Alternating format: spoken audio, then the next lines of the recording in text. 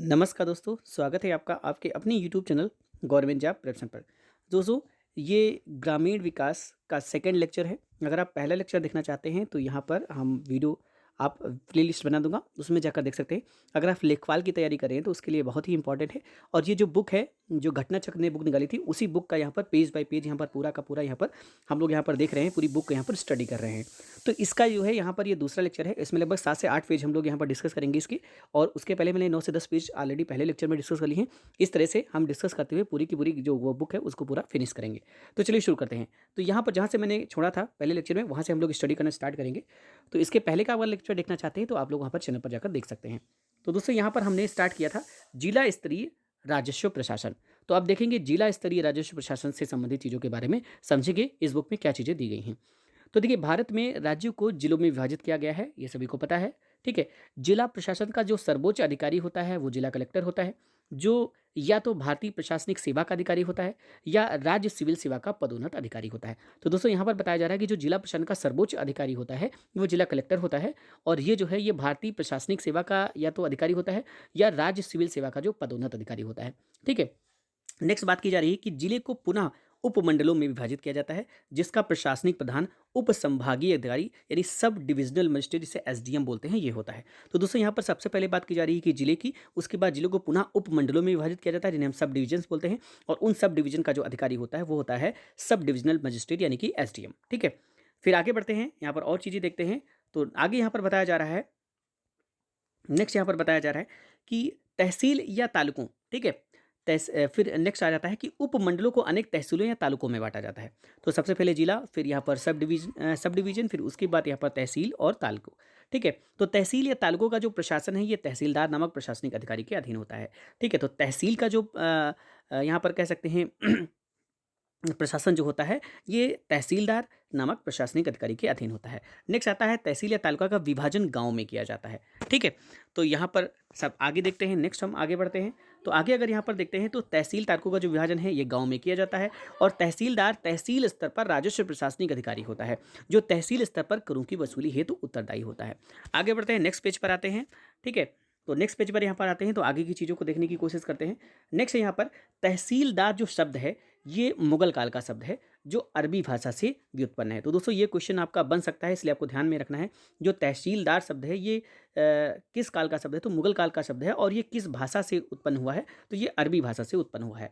अरबी भाषा जो होता है इसमें तहसील का अगर हम अर्थ की बात करते हैं, ये भी पूछा जा सकता है कि अरबी भाषा में तहसील का अर्थ क्या होता है? तो तहसील का अर्थ होता है राजस्व संग्रह, राजस्व सृजन या संग्रह।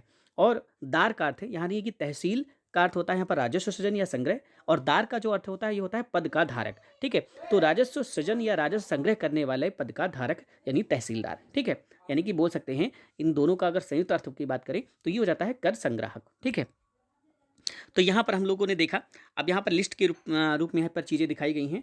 तो देखिए, सबसे पहले यहाँ पर जिला होगा, जिसका जो मेन प्रशासनिक अधिकारी होगा वो हो जाएगा यहाँ पर जिला अधिकारी। नेक्स्ट आ जाएगा उप संभाग यानी कि सब डिवीजन, और जिसका यहाँ पर जो अधिकारी होगा मेन वो हो जाएगा एसडीएम यानी सब डिविजनल मजिस्ट्रेट। ठीक है। नेक्स्ट आ जाता है हमारा तहसील, तहसील का जो अधिकारी मेन प्रशासनिक अधिकारी होगा तहसीलदार। फिर आ जाता है राजस्व व्रत, इसके राजस्व निरीक्षक यानी कि कानूनगो होता है। नेक्स्ट पटवारी हल्का, इसका जो है लेखपाल होता है। तो इस तरह से ये यहाँ पर पूरा का पूरा सिस्टम वर्क करता है। ठीक है। आगे बढ़ते हैं, यहाँ पर और भी पॉइंट्स यहाँ पर देखते हैं। तो नेक्स्ट यहाँ पर तहसीलदार भू राजस्व से संबंधित मुकदमों का निर्णय भी करता है। तो ये भी इंपॉर्टेंट पॉइंट है, जो तहसीलदार है ये भू राजस्व से संबंधित मुकदमों का जो निर्णय है ये भी इसी के द्वारा किया जाता है। कानूनगो या राजस्व निरीक्षक खसरा और खतौनी का निरीक्षक यानी कि भूलेख निरीक्षक होता है। ठीक है। तो अगर कानूनगो की बात करें या जिसे हम राजस्व निरीक्षक बोलते हैं, ये खसरा और खतौनी का निरीक्षक यानी कि भूलेख निरीक्षक होता है। ठीक है। नेक्स्ट है लेखपाल, ये पटवारी के कार्यों का पर्यवेक्षण भी करता है। यानी कि यहाँ पर कानूनगो की बात की जा रही है, ये जो कानूनगो होता है ये लेखपाल या जिसे हम पटवारी पहले बोलते थे, इसके कार्यों का भी पर्यवेक्षण करता है। ठीक है। लेखपाल या पटवारी अपने अपने कार्यक्षेत्र में आने वाली भूमि के खसरा एवं खतौनी लेख तैयार करने हेतु उत्तरदायी होते हैं।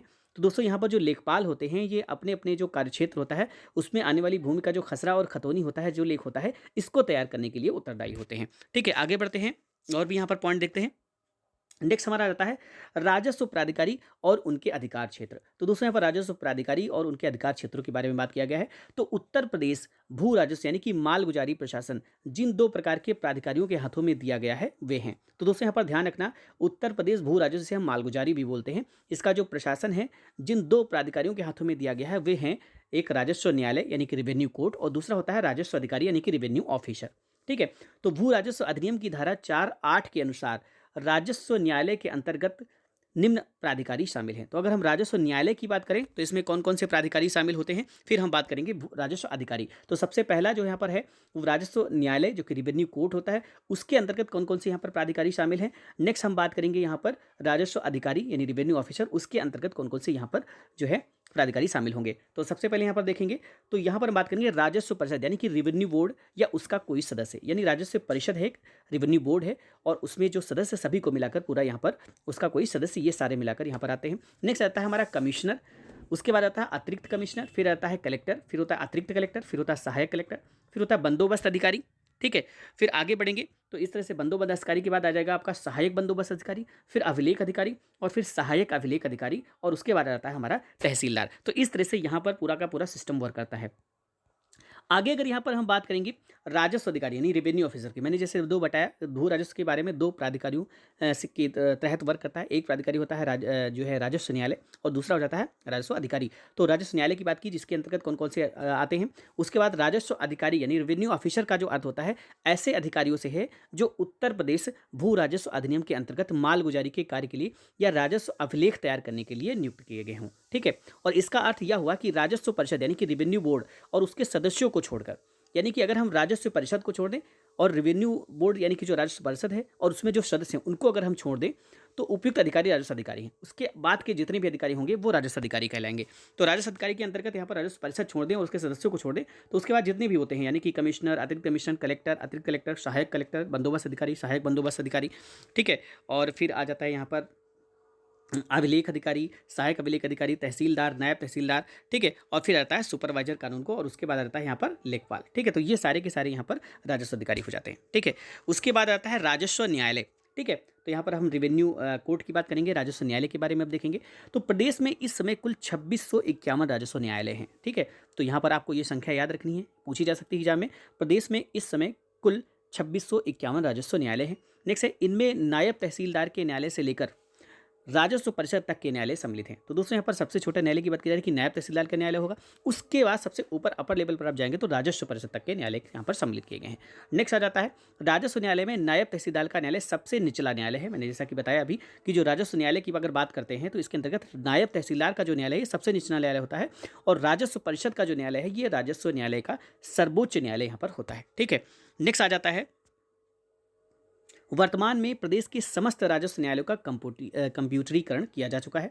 राजस्व न्यायालयों के कंप्यूटरीकरण का जो प्रबंधन है ये एनआईसी की उत्तर प्रदेश इकाई द्वारा किया जा रहा है। तो दोस्तों यहाँ पर ध्यान रखना है कि राजस्व न्यायालयों का जो कंप्यूटरीकरण का जो काम है, जो प्रबंधन है, वो किसके द्वारा यहाँ पर किया जा रहा है, तो एनआईसी की उत्तर प्रदेश इकाई द्वारा किया जा रहा है। ठीक है। नेक्स्ट आगे बढ़ते हैं, आगे देखते हैं राजस्व न्यायालय के अधीन मुख्य विषय निम्नलिखित हैं। तो दोस्तों यहाँ पर राजस्व जो न्यायालय है इसके अधीन कौन कौन से विषय आते हैं, किन किन विषयों पर राजस्व न्यायालय यहाँ पर वर्क करता है।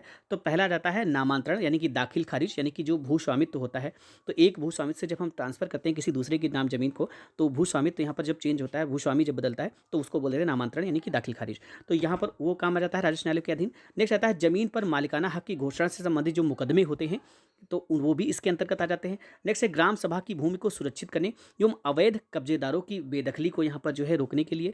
फिर मेड़बंदी या पैमाइश, बंटवारा संबंधी जो वाद होते हैं, भूमि की नीलामी से संबंधित जो भी यहाँ पर मामले होते हैं ये सब इसके अंतर्गत आ जाते हैं। ठीक है। नेक्स्ट आते हैं इन मामलों से संबंधित अपीलें, रिवीजन और रिव्यू आदि। ठीक है। अगला इसका जो काम है राजस्व विभाग द्वारा संचालित एक दूसरी बीमा योजना है आम आदमी बीमा योजना। राजस्व विभाग द्वारा संचालित पहली बीमा योजना कृषक बीमा योजना है। ठीक है। तो दोस्तों यहाँ पर शायद एक मिनट देख लेते हैं कि पेज में कोई चेंजेस तो नहीं हैं। ठीक है। तो आगे बढ़ते हैं, यहाँ पर आगे की तरफ हम आगे देखते हैं। राजस्व इन मामलों से संबंधित अपीलें, रिवीजन और रिव्यू ये सब सारे के सारे यहाँ पर राजस्व न्यायालय के द्वारा किए जाते हैं जो मैंने बताया। फिर आते हैं राजस्व विभाग द्वारा संचालित एक दूसरी बीमा योजना है आम आदमी बीमा योजना राजस्व विभाग द्वारा संचालित पहली बीमा योजना कृषक बीमा योजना है। ठीक है, तो पहली जो संचालित राजस्व विभाग द्वारा बीमा योजना है वो है कृषक बीमा योजना, और दूसरी जो राजस्व विभाग द्वारा संचालित बीमा है वो है आम आदमी बीमा योजना। ठीक है, इस बीमा योजना की कार्यदायी संस्था जो है ये भारतीय जीवन बीमा निगम है, और इस योजना का जो लाभ है ये ग्रामीण क्षेत्र के 18 से 59 वर्ष आयु तक के भूमिहीन व्यक्तियों को प्राप्त होता है। ठीक है, तो कहाँ से कहाँ तक के 18 से 59 वर्ष तक के जो भूमिहीन कृषक होते हैं उनको इस बीमा योजना का लाभ प्राप्त होता है। आगे है, इसमें प्रत्येक भूमिहीन ग्रामीण परिवार के मुखिया या धनार्जन करने वाले व्यक्ति का जो है बीमा किया जाता है, और बीमा का जो प्रीमियम है ये 200 रुपये है। इसमें से 100 रुपये राज्य सरकार द्वारा और 100 रुपये केंद्र सरकार द्वारा वहन किया जाता है। बीमित व्यक्ति की जो प्राकृतिक मृत्यु होती है इस पर उसे 30,000 रुपये दिया जाता है। ठीक है, लेकिन दुर्घटना के कारण मृत्यु होने पर उसे 75,000 रुपये दिया जाता है। पूर्णतः अपंग होने की स्थिति में भी 75,000 रुपये यहाँ पर देय होते हैं। ठीक है, और अगर बात करें आंशिक रूप से अपंग होने पर तो यहाँ पर 37,500 रुपये देय होते हैं। लाभान्वित जो परिवार होता है इसके अधिकतम 2 बच्चों को, बच्चे जो क्रमशः 9 से 12 वर्ष तक शिक्षा प्राप्त कर रहे हैं, को 100 रुपये प्रतिमाह की दर से छमाही अंतराल पर छात्रवृत्ति भी अनुमन्य है। तो ये यहाँ पर है। नेक्स्ट आ जाता है यहाँ पर राजस्व प्रशासन एवं कार्य। तो देख लेते हैं राजस्व प्रशासन एवं कार्य से संबंधित चीजें। तो उत्तर प्रदेश में कृषि विभाग के निमित्त एवं कृषि संबंधी जोतों की चकबंदी के लिए उत्तर प्रदेश जोत चकबंदी अधिनियम 1953 बनाया गया है। तो दोस्तों यहाँ पर पूछा जा सकता है कि उत्तर प्रदेश जोत चकबंदी अधिनियम कब आया था, तो ये 1953 बनाया गया है। चकबंदी का अगर हम तात्पर्य की बात करते हैं तो चकबंदी का तात्पर्य एक कटक यानी कि एक यूनिट के जोतों की विभिन्न खातेदारों के बीच इस प्रकार पुनर्व्यवस्था करने से है जिससे कि उनके अपने अपने खाते अधिक संहत हो जाएं। तो चकबंदी के बारे में आप लोग अच्छे से समझते होंगे जो गांव से संबंधित हैं। ठीक है, नेक्स्ट है यहाँ पर चकबंदी का जो उद्देश्य है ये खातेदारों के बिखरे जोतों को एक जगह इकट्ठा करना है। जैसे यहाँ पर क्या होता है कि बहुत सारे किसान जो होते हैं उनके जो खेत होते हैं वे टुकड़ों में कई जगह डिवाइड होते हैं, तो उससे क्या होता है, उससे उनको भी दिक्कतें आती हैं।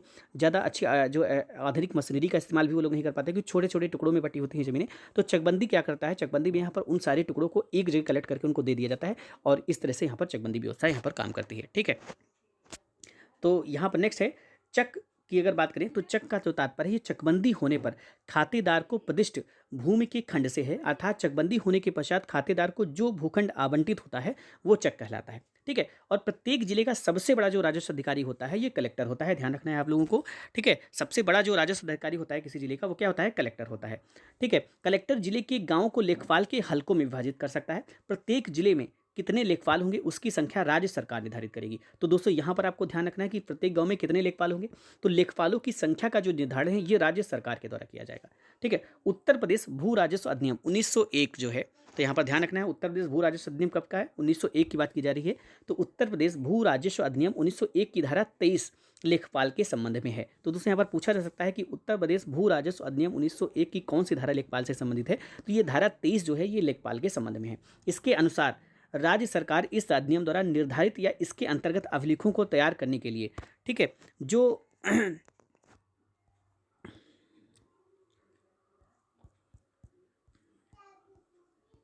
सॉरी दोस्तों थोड़ा सा यहाँ पर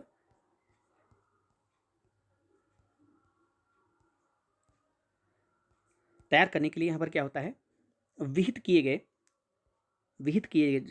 गए जाएं, प्रत्येक हलके में एक लेखपाल की नियुक्ति करेगी। ठीक है, नेक्स्ट है, किंतु राज्य सरकार ने अपने इस कर्तव्य को परगना अधिकारी यानी कि सहायक कलेक्टर को दिया है। तो दोस्तों यहाँ पर मैं फिर से आपको बता देता हूँ क्या बताया गया है इस पॉइंट पे। तो इस पॉइंट पे ये बताया गया है यहाँ पर कि इसके अनुसार राज्य सरकार इस अधिनियम द्वारा निर्धारित या इसके अंतर्गत अभिलेखों को तैयार करने के लिए, ठीक है, क्या करेगी राज्य सरकार यहाँ पर विहित किए जाएं, ठीक है, प्रत्येक हलके में एक लेखपाल की नियुक्ति करेगी। लेकिन यहाँ पर राज्य सरकार ने जो अपने इस कर्तव्य का है जो उत्तरदायित्व है ये परगना अधिकारी यानी कि सहायक कलेक्टर को यहाँ पर दे रखा है। अतएव परगना अधिकारी सहायक कलेक्टर को यह अधिकार है, ठीक है, कि वह लेखपाल को एक हलके से दूसरे हलके में अपने तहसील क्षेत्र में स्थानांतरित कर दे। ठीक है, चकबंदी संचालक का अगर तात्पर्य की बात करते हैं कि चकबंदी संचालक का क्या तात्पर्य है, तो इसका तात्पर्य ऐसे व्यक्ति से है जिसे राज्य सरकार इस अधिनियम के अथवा तदंतर्गत, ठीक है, बने नियमों के अधीन चकबंदी संचालक के अधिकारों का प्रयोग तथा कर्तव्यों का पालन करने के लिए इस स्थिति में नियुक्त करे, और अतिरिक्त चकबंदी संचालक तथा संयुक्त चकबंदी संचालक भी इसके अंतर्गत हैं। तो दोस्तों यहाँ पर चकबंदी संचालक के तात्पर्य की बात की गई है कि जो चकबंदी संचालक का तात्पर्य ऐसे व्यक्ति से यहाँ पर किया जा रहा है कि जिसे राज्य सरकार जो ये अधिनियम बना है इसके अथवा इसके तदंतर्गत बने नियमों के अधीन चकबंदी संचालक के अधिकारों का प्रयोग करे तथा कर्तव्यों का पालन करने के लिए इस स्थिति में नियुक्त करे। और इसके अतिरिक्त यहाँ पर सहायता के लिए अतिरिक्त चकबंदी संचालक और संयुक्त चकबंदी संचालक भी इसके अंतर्गत आते हैं। ठीक है, नेक्स्ट आ जाता है यहाँ पर उप संचालक चकबंदी। ठीक है, तो उप संचालक चकबंदी क्या है? इसका तात्पर्य ऐसे व्यक्ति से है जिसे राज्य सरकार चकबंदी संचालक के ऐसे अधिकारों का प्रयोग तथा कर्तव्यों का पालन करने के लिए इस स्थिति में नियुक्त करे जो उसे राज्य सरकार द्वारा सौंपे जाएं, तथा जिला उप संचालक चकबंदी और सहायक संचालक चकबंदी भी इसके अंतर्गत यहाँ पर आते हैं। ठीक है, नेक्स्ट आ जाता है हमारा जोत। तो जोत का तात्पर्य भूमि के ऐसे भाग अथवा भागों से है जो किसी खातेदार द्वारा अकेले अथवा अन्य खातेदारों के साथ संयुक्त रूप से एक खाते के अधीन अधिकृत हों। तो दोस्तों यहाँ पर इंपॉर्टेंट है, ये पूछा जाता है एग्जाम में, जोत। तो जोत क्या है? जोत का तात्पर्य भूमि के ऐसे भाग अथवा भागों से होता है, मतलब यहाँ पर एक भाग हो सकता है या कई सारे भाग हो सकते हैं, जो किसी खातेदार द्वारा अकेले अथवा अन्य खातेदारों के साथ संयुक्त रूप में एक खाते के अधीन अधिकृत हों। ठीक है, नेक्स्ट आ जाता है समकोण निर्माण। इसका जो तात्पर्य है, ये चकबंदी के समय चकों के प्रदर्शन को विनियमित करने के उद्देश्य से कटक के क्षेत्र को सुविधाजनक आकार के समकोण चतुर्भुज या ऐसे चतुर्भुज के भागों में विभाजित करने की प्रक्रिया से है। ठीक है, आगे बढ़ते हैं, नेक्स्ट देखते हैं यहाँ पर। नेक्स्ट है हमारा खातेदार का तात्पर्य अंतरीय अधिकार वाले भूमिधर अथवा अनुन्तरणीय अधिकार वाले भूमिधर से है। तो दोस्तों खातेदार का यहाँ पर तात्पर्य बताया गया है कि जो अंतरणीय अधिकार वाले भूमिधर अथवा अनुन्तरणीय अधिकार वाले भूमिधर से है, और उसके अंतर्गत, ठीक है, का आसानी का सरकारी पट्टेदार, यानी कि यहाँ पे आसानी, सॉरी बोले हैं, आसामी, इसके अंतर्गत कौन कौन आते हैं, यानी कि खातेदार के अंतर्गत कौन कौन से आते हैं? इसके अंतर्गत पहला आ जाता है का आसामी, दूसरा खा यानी कि सरकारी पट्टेदार या सरकारी अनुदान ग्रहीता या सरकारी कृषि समिति, जो ऐसी शर्तों को पूरा करती हूँ जो नियत की जाएं, यहाँ पर भी इसमें शामिल किए गए हैं। ठीक है, नेक्स्ट आ जाता है हमारा नक्शों और अभिलेखों का पुनरीक्षण तथा संशोधन। तो अब यहाँ पर देखते हैं इससे संबंधित कौन कौन से पॉइंट हैं।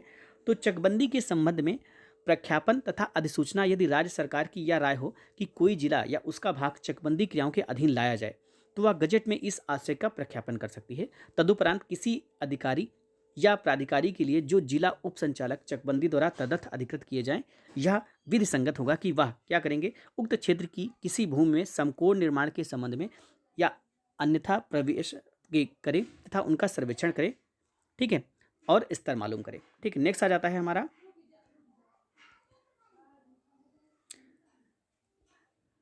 समकोण निर्माण के संबंध में खंभे लगाएं और चकबंदी क्रियाओं के लिए क्षेत्र की उपयुक्तता का निश्चय करने के लिए सभी आवश्यक कार्यवाही करें। ठीक है, नेक्स्ट आ जाते हैं, आगे पॉइंट देखते हैं।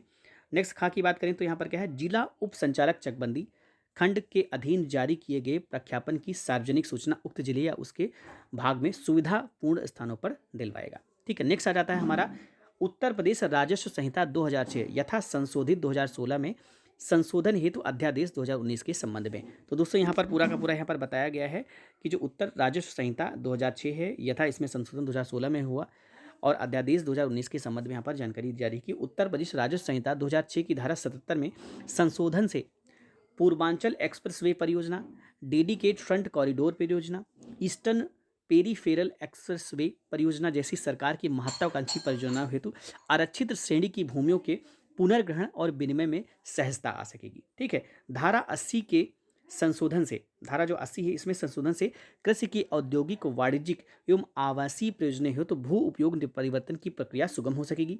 धारा 89(3) के संशोधन 3 यानी कि 89(3) में संशोधन से विहित सीमा से अधिक भूमि के संक्रमण हेतु अनुमति की प्रक्रिया सहज हो सकेगी, जिससे औद्योगिकरण तथा प्रदेश के विकास की गति तेज हो सकेगी। ठीक है, नेक्स्ट देखेंगे यहाँ पर धारा 94 व धारा 95 में संशोधन से कृषि योग्य भूमि के पट्टे पर दिए जाने से कृषि को बढ़ावा मिल सकेगा और सौर ऊर्जा परियोजनाओं हेतु भूमि पट्टे पर उपलब्ध हो सकेगी, जिससे प्रदेश में विद्युत उत्पादन में वृद्धि संभव हो सकेगी। धारा 108 व धारा 110 में संशोधन से पैतृक भूमि में मृतक पुत्र की अविवाहित पुत्रियों को अधिकार मिल सकेगा। ठीक है, अब आ जाते हैं हम जो हमारा मेन इंपॉर्टेंट है कार्य, लेखपाल के कार्य। ठीक है, तो लेखपाल के कार्य की बात करेंगे तो पहला है लेखपाल के कार्य जैसा कि लैंड रिकॉर्ड्स मैनुअल में वर्णित हैं, वो इस प्रकार हैं। क्या है, तहसीलदार द्वारा निर्धारित की गई तिथि पर प्रत्येक मास में लेखपाल तहसील में उपस्थित होंगे। तो पहला ये कार्य हो गया। नेक्स्ट है तहसील में उपस्थिति के अवसर पर लेखपाल संक्राम में, ठीक है, ट्रांसफरेबल अधिकार वाले भूमिधर द्वारा अंतरित किए गए सभी अविवादित मामलों और समर्पण मामलों की रिपोर्ट रजिस्ट्रार कानूनगो को यहाँ पर देंगे। ठीक है, नेक्स्ट यहाँ पर आ जाएगा किसी आपदा जैसे बाढ़, सूखा, ओला, पाला, फसल रोग, मनुष्यों या पशुओं में भयंकर संक्रामक रोग, घर या फसल में भयंकर आग लगने के पश्चात लेखपाल रजिस्ट्रार कानूनगो को एक रिपोर्ट देंगे। यदि सुपरवाइजर कानूनगो पड़ोस में है तो उन्हें सूचित करेंगे। नेक्स्ट है पशुओं के संक्रमण रोग के फैलने पर वह ऐसी रिपोर्ट पशु चिकित्सा विभाग को भी यहाँ पर सौंपेंगे। नेक्स्ट है जब कभी सुपरवाइजर कानूनगो लेखपाल के हल्के क्षेत्र में जाएं तो वो क्या करेंगे, उन्हें रिपोर्ट करेंगे। नेक्स्ट है प्रत्येक लेखपाल अपने हल्के की समस्त भूमि प्रबंधक समितियों का पदेन मंत्री भी होता है, अतः लेखपाल को भूमि प्रबंधक समिति के निर्देश में समिति संबंधी कार्य करने यहाँ पर होते हैं। ठीक है, और देखते हैं क्या क्या इसके कार्य हैं। नेक्स्ट है आपका यहाँ पर कि जो लेखपाल है ये ग्राम पंचायत की भूमि पर अतिक्रमण के सभी मामले और ग्राम पंचायत की संपत्ति की छत के सभी मामलों की रिपोर्ट कलेक्टर को यहाँ पर देता है। लेखपाल को लैंड रिकॉर्ड्स मैनुअल के पैरा 25 में वर्णित नक्शा, खसरा खतौनी, दिनचर्या, बही, सीमा द्योतक चिन्हों की सूची तथा अन्य कागजातों को तैयार करना पड़ता है तथा उन्हें रखना पड़ता है। ठीक है, आगे बढ़ते हैं। नेक्स्ट है हमारा उत्तर प्रदेश लेखपाल सेवा नियमावली 2015। तो यहाँ पर देख लेते हैं उत्तर प्रदेश लेखपाल सेवा नियमावली 2015 के संबंधित चीज़ों के बारे में। यह नियमावली उत्तर प्रदेश लेखपाल सेवा नियमावली 2015 कही जाएगी। उत्तर प्रदेश लेखपाल सेवा एक अधीनस्थ सेवा है जिसमें समूह गा के पद समाविष्ट हैं। सेवा नियमावली में परिषद का तात्पर्य राजस्व परिषद उत्तर प्रदेश से है। लेखपालों का संवर्ग मंडलवार होगा और मंडलवार सदस्य संख्या का आवंटन राज्य सरकार द्वारा किया जाएगा, परंतु यह कि एक नियुक्ति प्राधिकारी किसी रिक्त पद के बिना किसी रिक्त पद को बिना यहाँ पर क्या कर बात की जा रही है, फिर से मैं समझ लेता हूँ। लेखपालों का संवर्ग मंडलवार होगा और मंडलवार सदस्य संख्या का आवंटन राज्य सरकार द्वारा किया जाए, परंतु यह कि नियुक्ति प्राधिकारी किसी रिक्त पद को बिना भरे हुए छोड़ सकता है या राज्यपाल उसे अस्थगित रख सकते हैं जिससे कोई व्यक्ति प्रतिकर का हकदार न हो। दूसरा है राज्यपाल ऐसे अतिरिक्त स्थायी या अस्थायी पदों का सृजन कर सकते हैं जिन्हें वह उचित समझें। ठीक है, नेक्स्ट है आयु 10 सेवा में सीधी भर्ती के लिए यह आवश्यक है कि अभ्यर्थी ने उस कैलेंडर वर्ष की जिसमें सीधी भर्ती के लिए रिक्तियां विज्ञापित की जाएं 1 जुलाई को 18 वर्ष की आयु प्राप्त कर ली हो और 40 वर्ष से अधिक आयु प्राप्त न की हो। ठीक है, तो ये कुछ इसकी नियमावली है, उसमें जो दिए गई हैं चीज़ें लेखपाल से संबंधित उसको बताया जा रहा है। नेक्स्ट है परंतु यह कि अनुसूचित जातियों और अनुसूचित जनजातियों और ऐसी अन्य श्रेणियों जो सरकार द्वारा समय समय पर अधिसूचित की जाएं अभ्यर्थियों की दशा में उच्चतर आयु सीमा उतने वर्ष अधिक होगी जितनी विनिर्दिष्ट की जाए। ठीक है, परिवीक्षा 19 वन सेवा में किसी पद पर मौलिक रूप से नियुक्त किए जाने पर प्रत्येक व्यक्ति को उत्तर प्रदेश सरकारी सेवक परिवीक्षा नियमावली 2013 के अनुसार परिवीक्षा पर रखा जाएगा। ठीक है, यदि परिवीक्षा अवधि या बढ़ाई गई परिवीक्षा अवधि के दौरान किसी भी समय या उसके अंत में नियुक्ति प्राधिकारी को यह प्रतीत हो कि परिवीक्षाधीन व्यक्ति ने अपने अवसरों का पर्याप्त उपयोग नहीं किया है तो उसकी सेवाएं समाप्त की जा सकती हैं।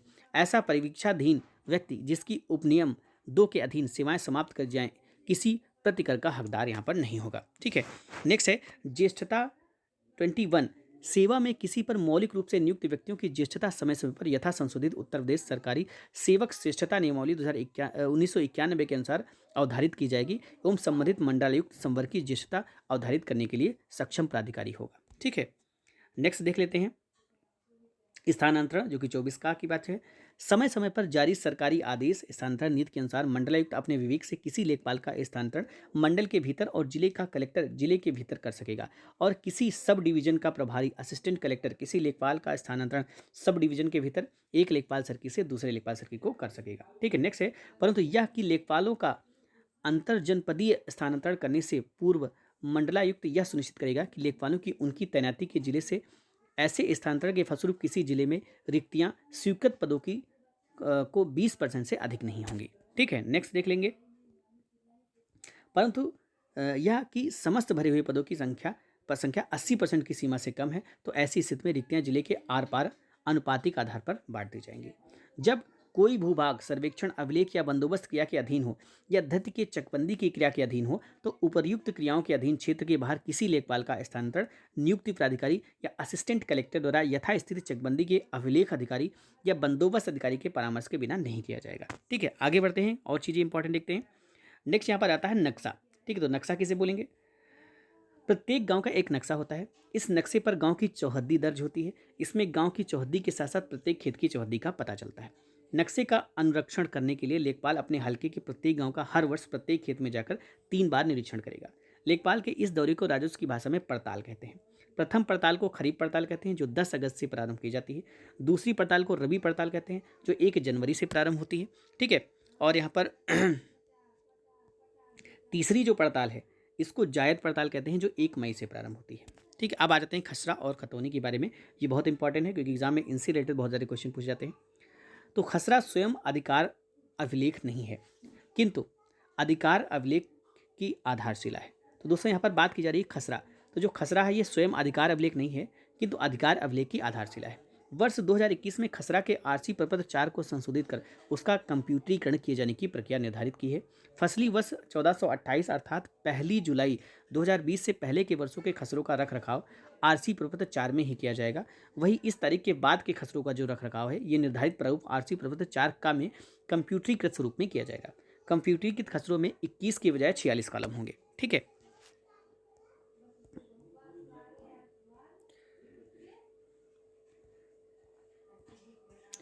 कृषि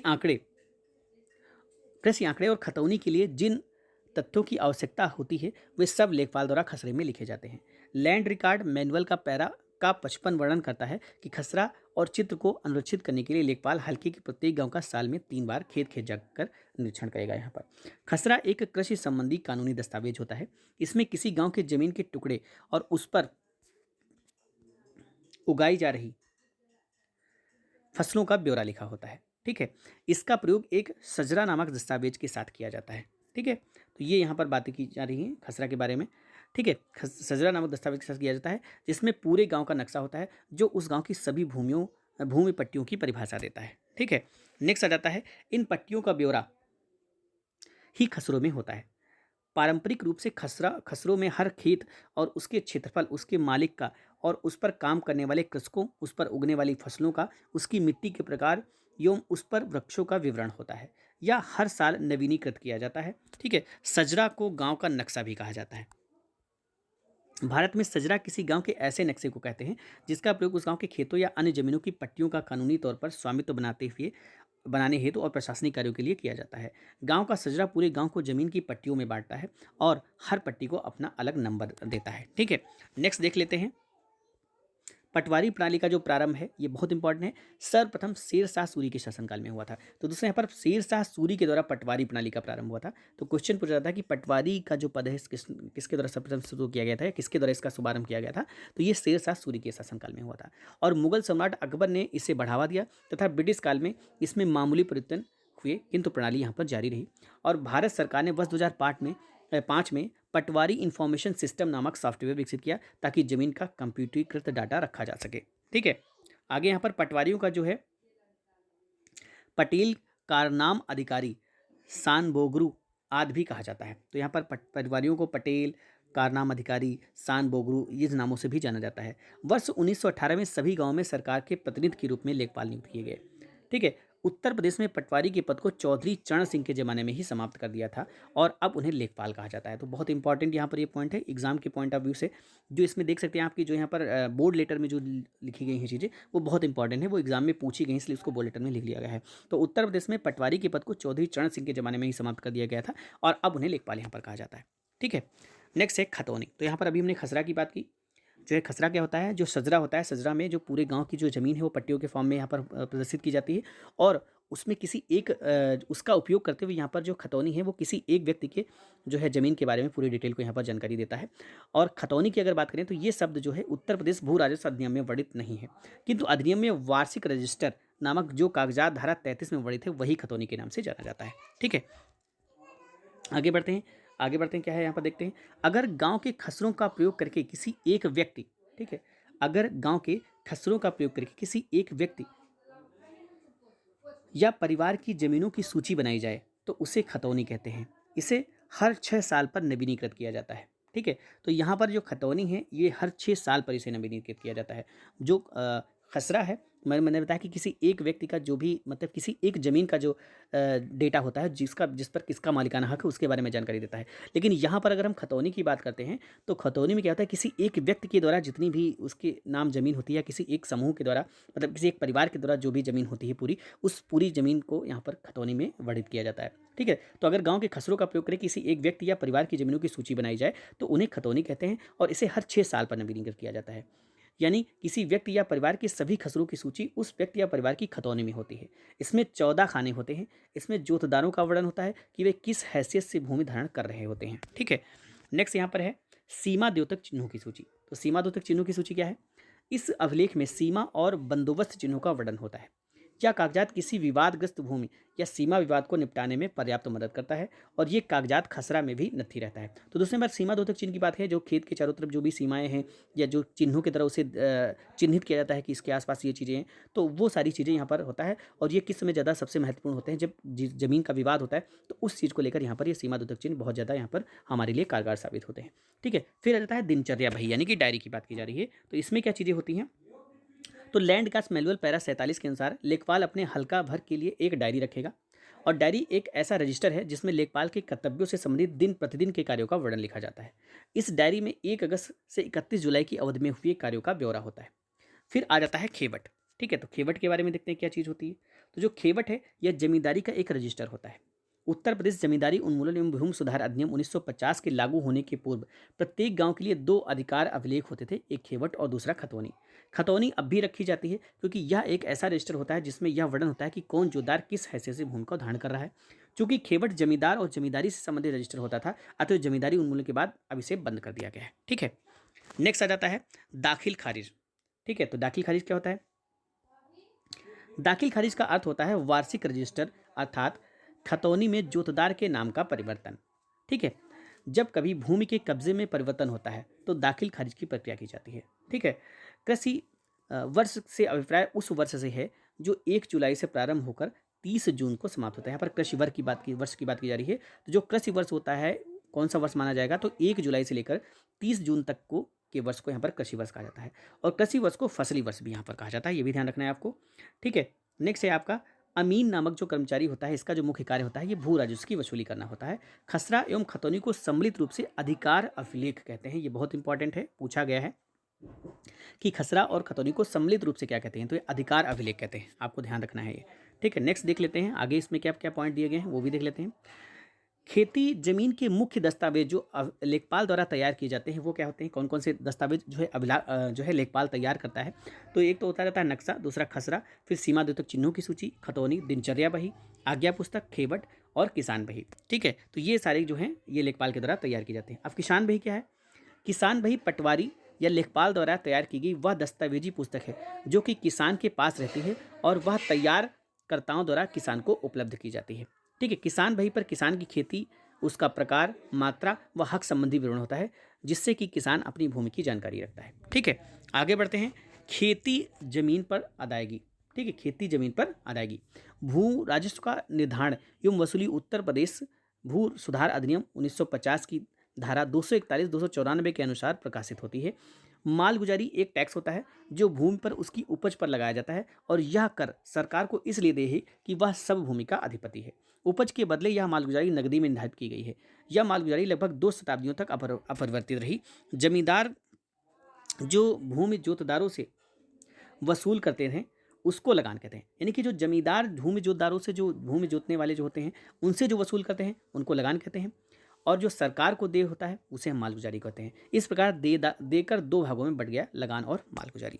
ठीक है, अब लगान और भू राजस्व देखेंगे।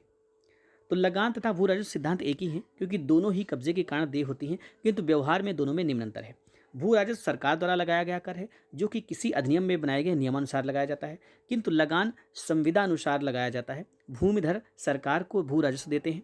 ठीक है, जबकि आसामी अपने असल काश्तकार को या गांव सभा को लगान देता है। ठीक है, तो जो आसामी होता है ये अपने असल काश्तकार को या गांव सभा को लगान देता है। ठीक है, तो इस तरह से देख सकते हैं। फिर लगान जो है ये क्या है? ये संविदा की वस्तु है जो पक्षकारों के करार से परिवर्तित की जा सकती है भू राजस्व सरकार द्वारा। ठीक है, नेक्स्ट आता है खेती जमीन के लिए कर्ज कैसे प्राप्त होता है। तो यहाँ पर कर्ज की पूरी जानकारी दी गई कि खेती जमीन के लिए कर्ज कैसे प्राप्त होता है। तो इसके द्वारा क्या होता है? बैंक द्वारा भूमिधर को सर्वप्रथम ऋण देने के लिए सरकार की व्यवस्था बैंक द्वारा की गई। भूमिधर बैंक से सीधा कर्ज प्राप्त कर सकता है। इसके लिए भूमिधर को बैंक में आवेदन करना पड़ता है, जिसके लिए भूमिधर को अपने भू स्वामित्व का प्रमाण पत्र प्रस्तुत करना होगा और ये पटवारी द्वारा दिया जाता है, यानी कि लेखपाल द्वारा दिया जाएगा। ठीक है, नेक्स्ट यहाँ पर होगा अन्य रूप से आज भी भूमि बंधक रखकर या किराए पर देकर ऋण प्राप्त किया जाता है। किसी भी भूमि को निश्चित समय के लिए बंधक रखा जा सकता है जिस पर बंधक करता ऋण प्राप्त करता है। ठीक है, अब नेक्स्ट आता है यहाँ पर तहसील दिवस के बारे में। क्या चीज़ होती है तहसील दिवस? क्या है? तो तहसील दिवस को जन सामान्य सरकार से संबंधित अपनी समस्याओं को लेकर समस्त तहसील स्तरीय अधिकारियों से मिल सकते हैं। ठीक है, प्रत्येक आवेदनकर्ता को उसके आवेदन की एक रसीद दी जाती है जिसमें 10 अंकों का क्रमांक अंकित रहता है। तहसील दिवस पर जिले के सभी बड़े अधिकारी जैसे कि जिलाधिकारी, उप संभागीय अधिकारी, तहसीलदार, नायब तहसीलदार, कानूनगो एवं लेखपाल आदि तहसील पर उपस्थित होते हैं। ठीक है, तहसील दिवस का जो आयोजन है ये माह के प्रथम तथा तृतीय मंगलवार को जिले की हर तहसील में प्रातः 10 बजे किया जाता है। थाना दिवस पर पुलिस विभाग के सभी बड़े अधिकारी जैसे कि पुलिस अधीक्षक, उप अधीक्षक, दरोगा आदि, यदि राजस्व आदि के मामले हों तो उन संभागीय अधिकारी एवं तहसीलदार भी थाने में उपस्थित रहते हैं। नेक्स्ट आता है खेती जमीन का मालिकाना हक कैसे मिलता है। ठीक है, तो यहाँ पर है धारा 171 से लेकर 175 तक उत्तराधिकारी से रिलेटेड। तो विधान मंडल ने उत्तर प्रदेश जमींदारी विनाश एवं भूमि व्यवस्था अधिनियम द्वारा भूमि विधि के क्षेत्र से धर्म को हटाकर बहुत प्रशंसनीय कार्य किया है। जोतदार की मृत्यु पर उसकी भौमिक संपदा धारा 171 से 175 में वर्णित उत्तराधिकारियों को दी जाती है, न कि उसकी वैयक्तिक विधि के उत्तराधिकारियों को। ठीक है, नेक्स्ट रहता है भूस्वामी की मृत्यु होने पर उत्तराधिकारी का नाम दाखिल करने की प्रक्रिया। तो विवाह रहित होने की दशा में जब किसी भूस्वामी की मृत्यु हो जाती है तो उसका वारिस उसकी मृत्यु की सूचना संबंधित क्षेत्र के पटवारी लेखपाल को देगा और पटवारी उस तथ्य की सत्यता की संबंधित संक्षिप्त जांच के उपरांत अपने विभागीय प्रपत्र पत्र संख्या पत्र क्रमांक 11 भरकर विवाद रहित होने की दशा में सुपरवाइजर कानूनगो को देगा और उसके आदेश पर मृतक की संपत्ति से मृतक का नाम काटकर उसके वारिस का नाम दर्ज कर दिया जाएगा। ठीक है, नेक्स्ट यहाँ पर क्या होगा, विवादित होने की दशा में क्या होगा, यदि पटवारी अथवा लेखपाल या सुपरवाइजर कानूनगो को इस बात की जानकारी होती है कि उक्त मामला विवादग्रस्त है तो उस मामले को तहसीलदार को भेज देगा और तहसीलदार मामले से संबंधित उभय पक्षों को सुनने के पश्चात अपना निर्णय देगा और यदि कोई पक्ष तहसीलदार के निर्णय से संतुष्ट नहीं होता है तो वह उसकी अपील सहायक कलेक्टर के न्यायालय में तथा इसके विरुद्ध कमिश्नर के न्यायालय में कर सकेगा। ठीक है, तो ये यहाँ पर पूरा सिस्टम रहेगा। आगे देखेंगे इसमें क्या क्या चीज़ें बताई गई हैं। खेती की जमीन के क्रय करने पर मालिकाना। तो देखिए धारा 854 खेती की जमीन को संक्राम अधिकार वाले भूमिधर अधिनियम में बनाए गए नियमों के अनुसार अन्य को संपत्ति अंतरण अधिनियम की धारा 54 के अनुसार विक्रय कर सकता है। खेती जमीन को पट्टे पर प्राप्त करना, तो ये कैसे होगा, तो यहाँ पर क्या होगा, सरकार किसी भी व्यक्ति को भूमि किसी भी प्रयोजन हेतु या कृषि प्रयोजन हेतु पट्टे पर दे सकती है, किंतु इस पर प्रतिबंध यह है कि उस व्यक्ति के पास कुल भूमि जो पट्टे पर दी जा रही हो उसको जोड़कर 12 एकड़ से अधिक नहीं होनी चाहिए। ठीक है, तो ये इंपॉर्टेंट पॉइंट है। नेक्स्ट यहाँ पर आ जाता है खेती जमीन की मालिकाना वसीयत द्वारा। तो धारा 169, ठीक है, और अधिनियम 1950 में जोत न्यायगम के 2 ढंग बनाए गए हैं। पहला वसीयत द्वारा 169 और 170, दूसरा वसीयत उत्तराधिकारी द्वारा 171 175। दान द्वारा खेती जमीन का मालिकाना। तो दान के विषय में संपत्ति अंतरण अधिनियम की धारा 122 के अनुसार खेती जमीन का दान द्वारा भी मालिकाना हक प्राप्त किया जा सकता है। नेक्स्ट है भूमि आवंटन द्वारा प्राप्त करना। तो भूमि प्रबंध समिति परगना अधिकारी सहायक कलेक्टर की पूर्व स्वीकृति लेकर किसी भूमि में जो धारा 132 में वर्णित भूमि के अलावा हो किसी व्यक्ति का दाखिल असंक्राम्य अधिकारी वाले भूमिधर के रूप में कर सकती है। यदि ऐसी भूमि 132 में वर्णित है तो आसामी के रूप में कर सकती है, किंतु यह अधिनियम द्वारा विनियमित होगी। किसी अनुसूचित जनजाति के खेतिहर मजदूर को यह भूमि प्रदान की जाती है, परंतु 3 एकड़ से अधिक भूमि आवंटित नहीं की जा सकेगी। ठीक है, खेती जमीन के मुख्य दस्तावेज क्या है, तो यहाँ पर है खेती जमीन के मुख्य दस्तावेजों का विवरण निम्न प्रकार है। एक तो अधिकार अभिलेख, प्रत्येक गांव के लिए यह एक अधिकारों का अभिलेख होता है। यह धारा 234 के अंतर्गत नियमों द्वारा निर्धारित अपवादों के अधीन होता है। अधिकार अभिलेख एक ऐसा रजिस्टर होता है जो धारा 32 में वर्णित है। भू राजस्व अधिनियम की धारा 53 के अंतर्गत अभिलेख अधिकारी द्वारा तैयार किया जाता है। उपयुक्त का संशोधन बंदोबस्त अवधि के समय लेखपाल द्वारा तैयार किया जाता है। धारा 33 के अंतर्गत वार्षिक रजिस्टर होता है। ठीक है, गाँव रजिस्टर, गांव या रजिस्टर धारा 31 के अंतर्गत कलेक्टर द्वारा प्रत्येक 5 वर्ष में तैयार कराया जाता है, जिसमें पहला नई प्रक्रिया से प्रभावित क्षेत्र, दूसरा एहत माली खेती वाले क्षेत्र और तीसरा जिसकी माल गुजारी पूर्णतः अंशतः समाप्त कर दी गई हो वाले क्षेत्र में दर्ज होते हैं। धारा 174 के अनुसार उत्तराधिकारी का जो क्रम है तो ये पुत्र पति पुत्री, नवासार पुत्री का पुत्र, पिता माता, भाई भतीजा, भाई का पुत्र, बहन बहन का पुत्र, तो ये यहाँ पर आप देख सकते हैं। तो इस तरह से दोस्तों यहाँ पर हम आगे का जो इसका सिलेबस है वो नेक्स्ट वीडियो में डिस्कस करेंगे। तो यहाँ पर हमने लगभग 15 से 20 पेजेस के खत्म कर दिए हैं इस बुक के, और धीरे धीरे पूरी बुक को यहाँ पर हम फिनिश करेंगे। और अगर आप कमेंट बॉक्स में कोई और भी बुक बताएंगे तो उसको भी हम लोग यहाँ पर फिनिश करेंगे। तो दोस्तों अगर आपको वीडियो पसंद आया तो इसे जरूर लाइक करें। मिलते हैं इसी सीरीज के नए वीडियो के साथ, तब तक के लिए थैंक्स फॉर वॉचिंग।